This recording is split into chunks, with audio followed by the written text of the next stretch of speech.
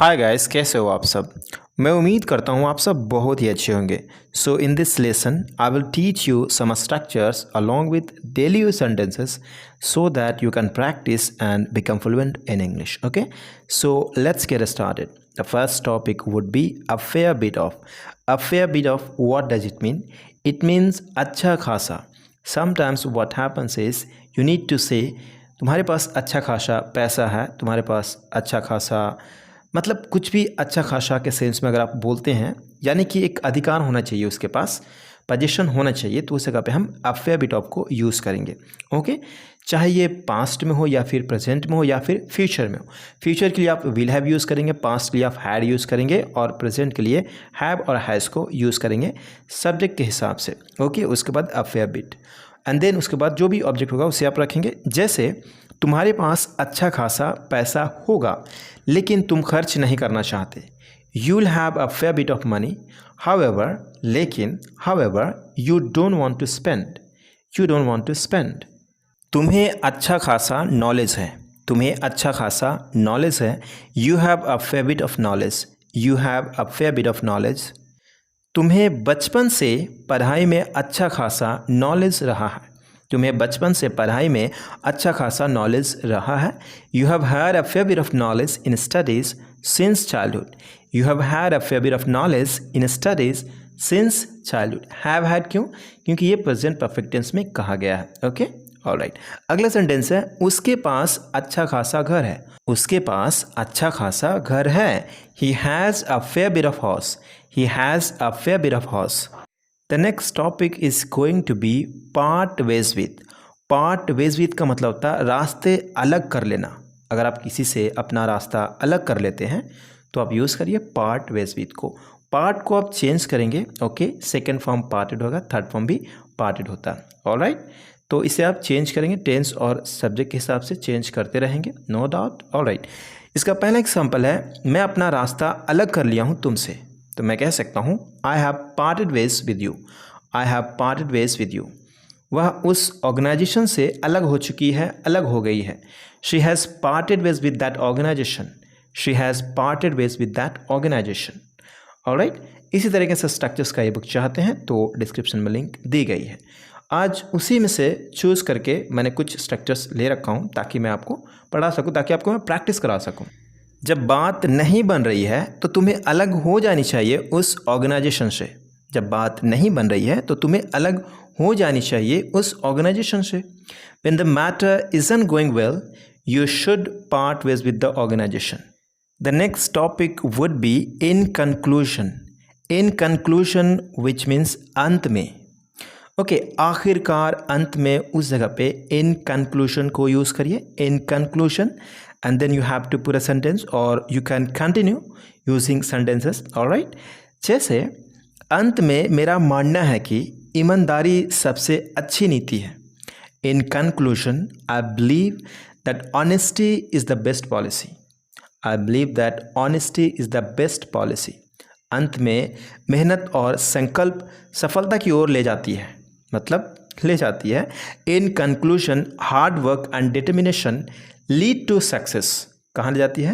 तो सक्सेस की ओर ले जाती है। लीड टू का भी बहुत प्यारा यूज़ है। Alright, the next topic would B look at someone so amazingly. Look at someone so amazingly, किसी को हैरत से देखना। समवन की जगह पे आप रख सकते हैं हिम, मी, देम, जो भी होगा आप उसे रखेंगे अपने अकॉर्डिंग जो आप बोलना चाहते हैं।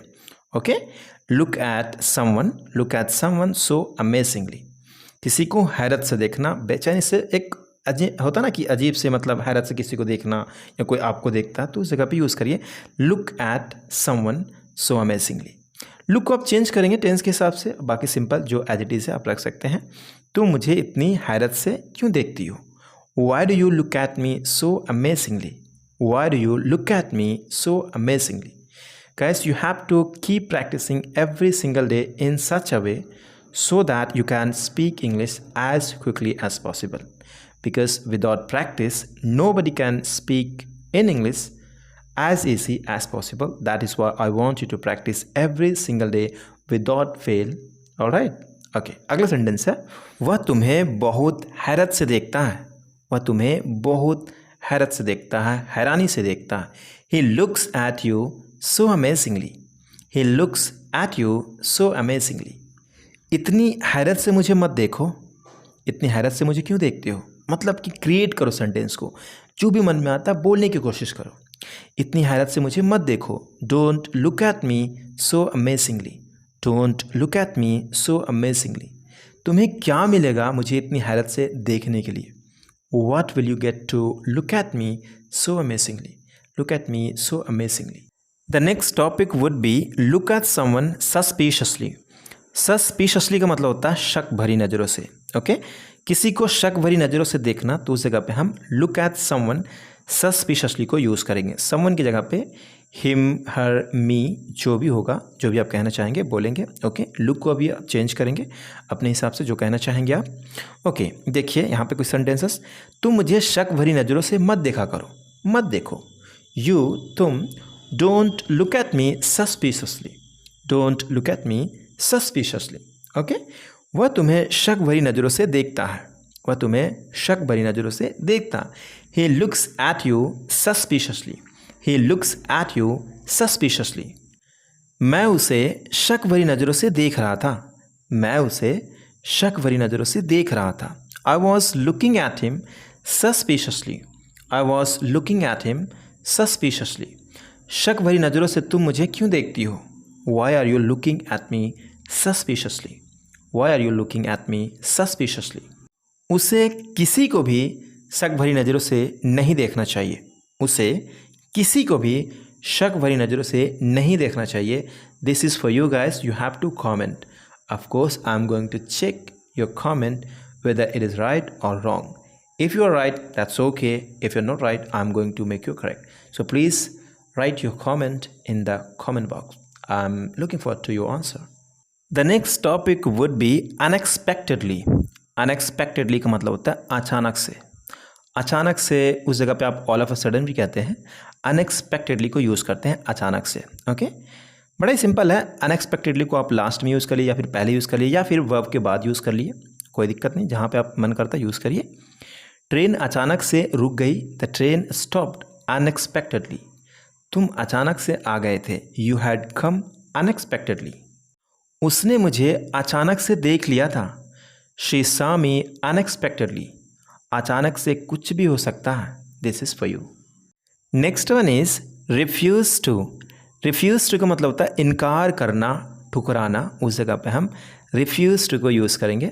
ओके, रिफ्यूज़ एक वर्ब है, इसे आप चेंज करेंगे, सेकेंड फॉर्म डी लगाएंगे, रिफ्यूज़ड। थर्ड फॉर्म भी आप डी लगाएंगे, केवल रिफ्यूज़ड हो जाएगा। ओके, उसके बाद वर्ब की फर्स्ट फॉर्म प्लस ऑब्जेक्ट। वह हमेशा ठुकराती रहती है, she always refuses, she always refuses. हमेशा ठुकराना अच्छी बात नहीं होती है, always refusing is not a good thing, always refusing is not a good thing. मना क्यों करती हो, ग्रीन वाला ले लो। हम कैजुअल टॉक में ऐसे कहते हैं, मना क्यों करती हो, ग्रीन वाला ले लो। Why do you refuse, take green one, take green one. मना करना मत सीखो, मना करना मत सीखो। Don't learn to refuse, don't learn to refuse. Guys क्या हो, इसी तरीके से 600 से प्लस स्पोकन इंग्लिश स्ट्रक्चर्स का ई बुक मिल जाए तो आप काफ़ी सारे एक साथ पढ़ सकते हैं, और आपको ये भी पता चलेगा हमें क्या क्या पढ़ना चाहिए, कौन सा एडवांस इंग्लिश है, कौन सा मतलब सिंपल इंग्लिश है। अगर आप ऐसा चाहते हैं एक ही साथ एक ही ई बुक में, तो उसके लिए मैं आपके लिए बना रखा हूँ, आपके लिए ई बुक बना रखा हूँ। तो उसके लिए आपको एक डिस्क्रिप्शन में लिंक है, चेकआउट करिए और देखिए। अगर कोई डाउट है तो हमसे पूछ सकते हैं, वहाँ पर नंबर भी आपको मिल ही जाएगा। ठीक है, अगला टॉपिक है डिज़र्व। डिज़र्व का मतलब होता है लायक। ओके, हम इंसान के लिए इसे यूज़ करते हैं। अगर कोई नॉन लिविंग के लिए हम यूज़ करेंगे तो उसके लिए वर्ड यूज़ करते हैं, जो कि इसके बाद मैं आपको बताने वाला हूँ। इसका फंडा सिंपल है, डू डस को आप यूज़ करिए या फिर पास्ट में भी यूज़ कर सकते हैं, नो डाउट। तो डिज़र्व को देख ही लेते हैं। तुम मेरा दोस्ती के लायक नहीं हो, you don't deserve my friendship. मतलब लाइक नहीं हो, मतलब डिज़र्व नहीं करते हो, तो कह सकते हैं ना, you don't deserve my friendship.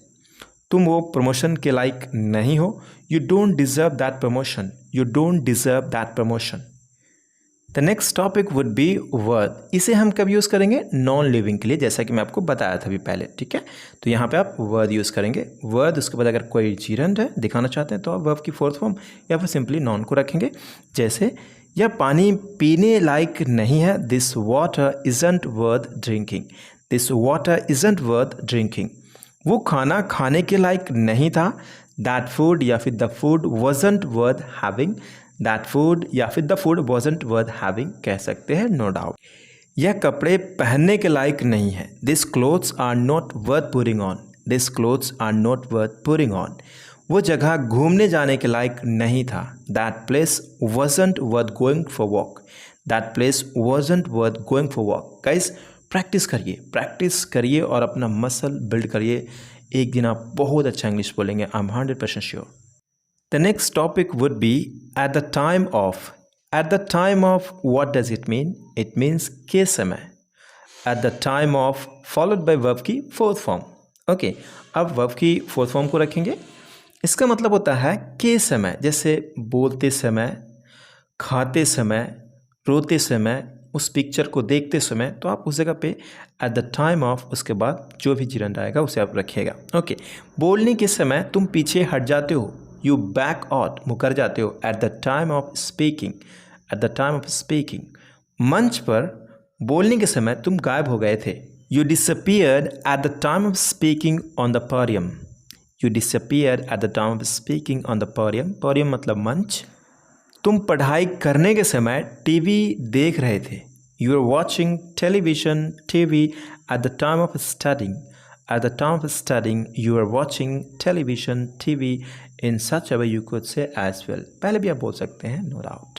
The next one is be a stranger. Be a stranger मतलब अजनबी बनना, अजनबी होना। ओके, जैसे अजनबी मत बनो, मैं तुझे जानता हूँ। Don't be a stranger, I am familiar with you, I know you. Familiar कितना अच्छा लगता है, I am familiar with you मतलब आपसे परिचित हूँ, मैं आपको जानता हूँ। ओके, हम पहले अजनबी थे लेकिन अब हम दोस्त हैं। We use to be stranger मतलब अजनबी हुआ करते थे, अजनबी थे लेकिन अब हम दोस्त हैं। But we are friends, but now we are friends. The next topic would be for this reason. For this reason what does it mean? When you say in Hindi इसी कारण, at that point of time you could use for this reason, for this reason. If I talk about its structure, that would be for this reason and then you have to put sentence, or it could be first of all you can put a sentence and then for this reason you can say something like that as well. Okay, so now let's see some examples here. इसी कारण मैं आज रात party में नहीं जा सकता। For this reason I cannot attend the party tonight. For this reason, I cannot attend the party tonight. And the second sentence would be इसी कारण उसने एक नई कार खरीदी। For this reason, he bought a new car. For this reason, he bought a new car. इसी कारण मैंने आज घर पर रहने का निर्णय लिया। यही वजह है कि मैं घर पर आज रहने का फैसला किया, निर्णय लिया। For this reason, I decided to stay at home today. At लगा सकते हैं, चलेगा। I decided to stay at home today. Alright guys, thank you so much for watching this video. मिलते हैं अगले वीडियो में, तब तक के लिए अपना ख्याल रखिए। Have a good day.